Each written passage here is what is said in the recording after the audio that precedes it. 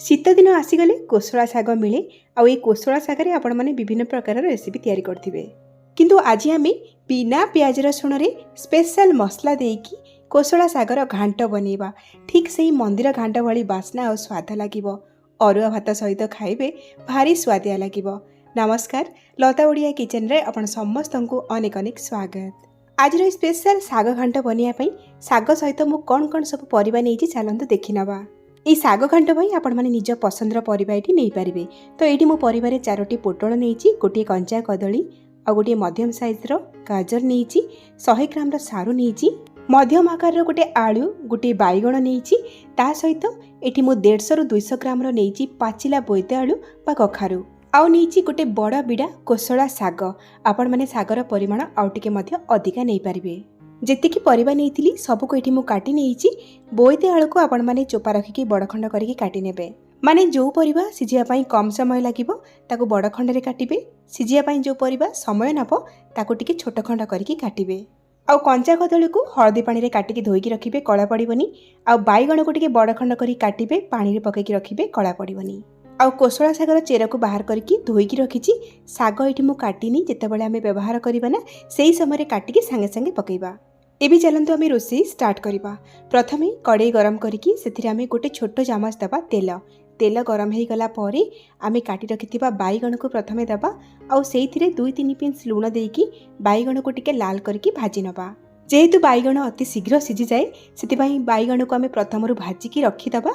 आउ तरकारी हेई आसला बेलू पकेइबा, जोथिपई कि बाइगण तरकारी रति मिसी जीवनी। एठी देखंतु बाइगण भाजी गला परे मु गोटे प्लेट को बाहर करके रखि नेछि। एबे सेही कढ़ी रे आमे आउ 2-3 चामच दबा तेल। तेल गरम हो गला परे सेतिरे गोटे चामच जीरा, गोटे तेजपत्र और 3-4टा सुखिला लंका पकेकी किछि सेकेंड भाजी नबा।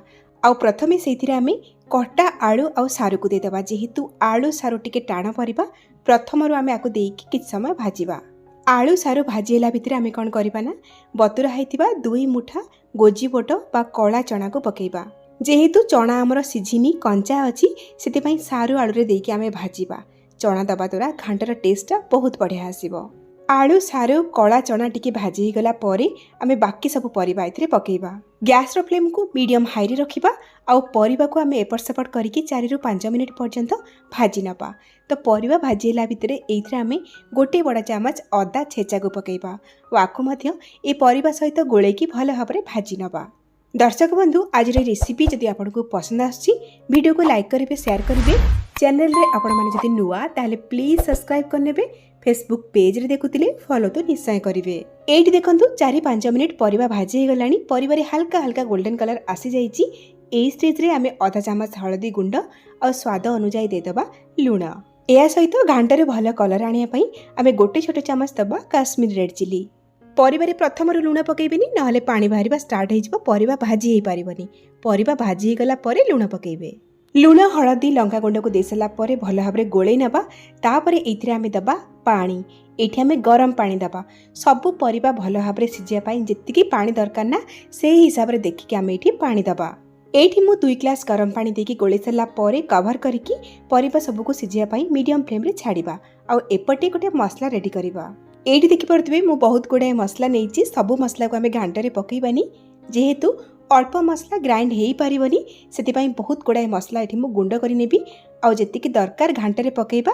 आउ बळका मसला को आमे स्टोर करके रखिबा, जाहाको कि आपण माने जे कोनोसी बिना पियाज रसुण रेसिपी रे यूज करि पारिबे। एठी मु 4टी सुखिला लंका नेइची, 2 छोट चामच नेइची गोटा जीरा, गोटे बड़ा चामच नेइची गोटा धनिया, गोटे छोट चामच नेइची पान मधुरी, आउ आधा छोट चामच नेइची गोलमरिच, आउ पाखापाखि 1.5 इंच नेइची गोटी दालचीनी, आउ 3टी गुजराती। ये सबू गोटा मसला को आमे पैन रे दबा। आउ फ्लेम को मीडियम करिकी मसला को आमे किछ समय भाजी नबा। बेसी भाजीबेनी बा पोड़ीबेनी। मसला को टिके कलर चेंज हबो। आउ एथरो बास्ना आसीगला पर्यंत आमे भाजीबा।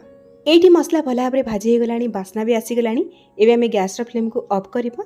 आउ ये सबू गोटा मसला को भल भाबरे ठंडा करिबा। ठंडा हे गला परे ग्राइंडर जार रे दबा आउ आकु गुंड करनबा। तो एठी देखंतु हमर स्पेशल मसला एठी रेडी हे गला। এই মସଲାକୁ ଆପଣମାନେ ଗୋଟେ ମାସ ପର୍ଯ୍ୟନ୍ତ ଷ୍ଟୋର କରିକି ରଖିପାରିବେ। ମସଲାକୁ ରଖିବା ସାଇଡ଼୍ରେ ଆଉ ଏପଟେ ଦେଖନ୍ତୁ ଆମର ସବୁ ପନିପରିବା ସିଝି ଆସିଲାଣି ଆଉ ଯାହା ପାଣି ଦେଇଥିଲେ ସିଏ ବି ଏଠି ଶୁଖି ଆସିଲାଣି। ତ ମୁଁ ଏଠି ଆପଣଙ୍କୁ ଚେକ୍ କରିକି ଦେଖାଉଛି ପରିବା।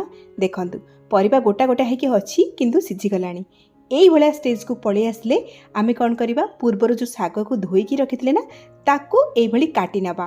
ଅତି ବଡ଼ ଖଣ୍ଡ କରିକି କାଟିବେନି ବା ଅତି ଗୁଣ୍ଡ କରିକି କାଟିବେନି, এইଭଳି ମିଡ଼ିୟମ୍ରେ କାଟି ନେବେ। ଆଉ ଶାଗ କାଟି ସାରିଲା ପରେ ସିଝା ପରିବା ଉପରେ ସବୁ ଶାଗକୁ ଆମେ ଦେଇଦେବା। ଗ୍ୟାସ୍ର ଫ୍ଲେମ୍କୁ ଏହି ସମୟରେ ମିଡ଼ିୟମ୍ରେ ହିଁ ରଖିବେ।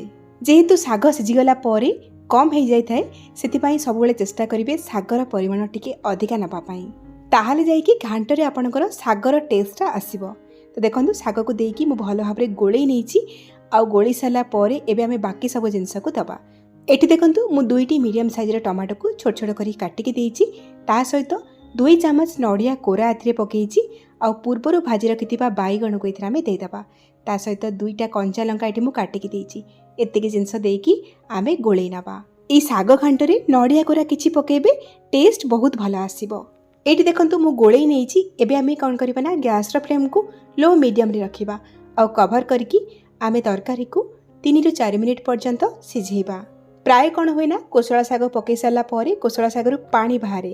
ଯଦି ଶାଗରୁ ପାଣି ନ ବାହାରିଲା ଆଉ ତରକାରୀ ଅତି ଶୁଖିଲା ଶୁଖିଲା ଲାଗୁଛି, ସେଇ ଷ୍ଟେଜ୍ରେ ଆପଣମାନେ ଗରମ ପାଣି କିଛି କରିକି ତରକାରୀରେ ଦେଇପାରିବେ।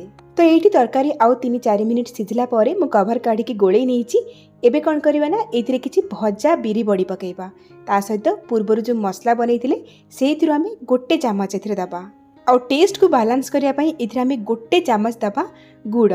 ମିଠା ଲାଗିବନି, ଟେଷ୍ଟ ବହୁତ ବଢ଼ିଆ ରହିବ। ପକାଇକି ଦେଖିବେ। ତ ଏତିକି ଦେଇକି ଆମେ ପୁଣି ଥରେ ଗୋଳେଇ ନେବା ଆଉ 1-2 ମିନିଟ୍ ପାଇଁ ଲୋ ମିଡ଼ିୟମ୍ ଫ୍ଲେମ୍ରେ ଆକୁ ରାନ୍ଧିବା। ଯେହେତୁ ବଡ଼ି ପକାଇଲେ ନା ସିଏ ବି ଟିକେ ସିଝିବ। ଯେହେତୁ ଘର ତିଆରି ବିରି ବଡ଼ି ଥିଲା ସେଥିପାଇଁ ମୁଁ ଲାଷ୍ଟରେ ପକାଇଲି। ବହୁତ ଆଗରୁ ବିରି ବଡ଼ି ପକାଇଦେଲେ ତରକାରୀରେ ବଡ଼ିଟା ମିଶିଯିବ। ବଡ଼ି ପକାଇକି ଆଉ 1-2 ମିନିଟ୍ ରାନ୍ଧି ହେଲା ପରେ ତରକାରୀର କନସିଷ୍ଟେନ୍ସି ଏଠି ଆପଣମାନେ ଦେଖିପାରୁଥିବେ ଲଟପଟିଆ ହେଇକି ଅଛି। ଏବେ କ'ଣ କରିବା ନା ଲାଷ୍ଟରେ 1 ଚାମଚ ଗୁଆ ଘିଅ ଦେଇକି ଗୋଳେଇ ନେବା ଆଉ ଗ୍ୟାସ୍ର ଫ୍ଲେମ୍କୁ ଆମେ ଅଫ୍ କରିବା। ଏଇଠି ଆମର କୋଶଳା ଶାଗ ଘାଣ୍ଟ ଏକଦମ ରେଡ଼ି। ଗରମା ଗରମ ଅରୁଆ ଭାତ ସହିତ ଖାଇବେ, ଭାରି ବଢ଼ିଆ ଲାଗିବ। ଯେହେତୁ ଶାଗ ଘାଣ୍ଟ, ଶାଗ ବି ଦେଖନ୍ତୁ ଜଣାପଡ଼ୁଛି ତରକାରୀରେ ଆଉ ପରିବା ଗୁଡ଼ାକ ସିଝିଛି, ଗୋଟା ଗୋଟା ହେଇକି ଅଛି, ଅତି ମିଶି ଯାଇନି। ଆଉ ଘାଣ୍ଟର କଲର୍ ଟେକ୍ସଚର୍ ଏକଦମ ପରଫେକ୍ଟ ଆସିଛି। ଏ ଘାଣ୍ଟକୁ ଅତି ଶୁଖିଲା ବା ପାଣିଆ ଅତି କରିବେନି, ଏଇଭଳିଆ ମେଞ୍ଚା ମେଞ୍ଚା ଲଟପଟିଆ କରିକି ରଖିବେ, ଖାଇବାକୁ ଭଲ ଲାଗିବ। ତାହେଲେ ଆପଣମାନେ ବି ବନାନ୍ତୁ। କେମିତି ଲାଗିଲା ଆପଣଙ୍କ ଅନୁଭୂତି ମୋ ସହିତ ସେୟାର କରନ୍ତୁ। ତାହେଲେ ଆଜି ପାଇଁ ରହୁଛି, ପୁଣି ଆସିବି ଆଉ ଗୋଟେ ନୂଆ ରେସିପି ନେଇକି। ସେଇ ପର୍ଯ୍ୟନ୍ତ ରହିଲି, ନମସ୍କାର, ବାଏ, ଜୟ ଜଗନ୍ନାଥ।